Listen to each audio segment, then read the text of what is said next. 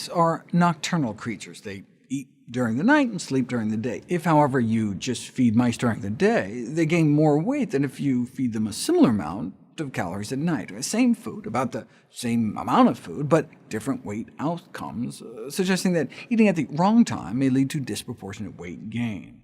In humans, that would presumably mean eating at night.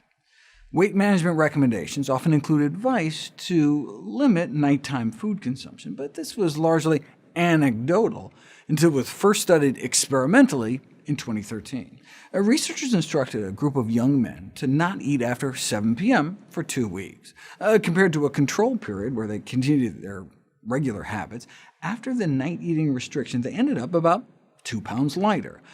This is not surprising, given that dietary records show they inadvertently ate fewer calories during that time. To see if timing has metabolic effects beyond just foreclosing eating opportunities, you'd have to force people to eat the same amount of the same food, just at different times of the day.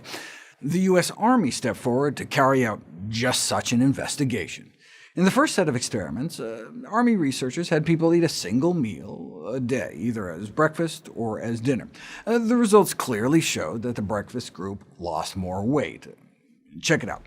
Have people eat only once a day at dinner, and their weight doesn't change much. Have them eat once a day at breakfast, and they lose about 2 pounds a week. Like in the night eating restriction study, this is to be expected, right? Given that people tend to be hungrier in the evening.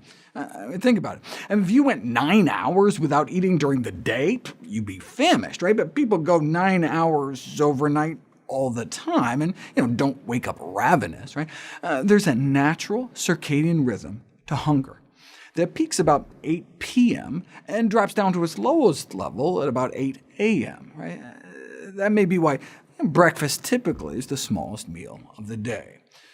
The circadian rhythm of our appetite isn't just behavioral, it's biological. It's not just that we're hungry in the evening because we've been running around all day. If you stayed up all night and slept throughout the day, you'd still be hungriest when you woke up that evening. To untangle the factors, scientists use what's called forced desynchrony protocols, where they lock people up in a room without windows and a kind of constant, unchanging dim light, and make people sleep in staggered 20-hour cycles to totally scramble them up. Right? That goes on for a week, so the study subjects end up eating and sleeping at different times throughout all phases of the day. Right? Then you can see if cyclical phenomena are truly based on internal clocks, or just a consequence of what you happen to be doing at the time. For instance, there's a daily swing in our core temperature, and blood pressure, and hormone production, and digestion, and immune activity, and almost everything else. But let's use temperature as an example. Your body temperature bottoms out usually around 4 a.m., dropping from 98.6 down to more like 97.6. Now, is this just because your body cools down as you're sleeping? No. You can show experimentally by keeping people awake and busy for 24 hours straight that it happens at about the same time, no matter what. It's part of our circadian rhythm, just like our appetite. Right? It makes sense, then, if you're only eating 1 meal per day and you want to lose weight, you'd want to eat in the morning when your hunger hormones are at their lowest level. OK, but then things start to get weird. The Army scientists repeated the experiment, but this time they had the participants eat exactly 2,000 calories, either as breakfast or as dinner. Right? That takes appetite out of the picture. Right? They were also not allowed to exercise. Same number of calories, so same change in weight, right? No, the breakfast-only group still lost about 2 pounds a week compared to the dinner-only group.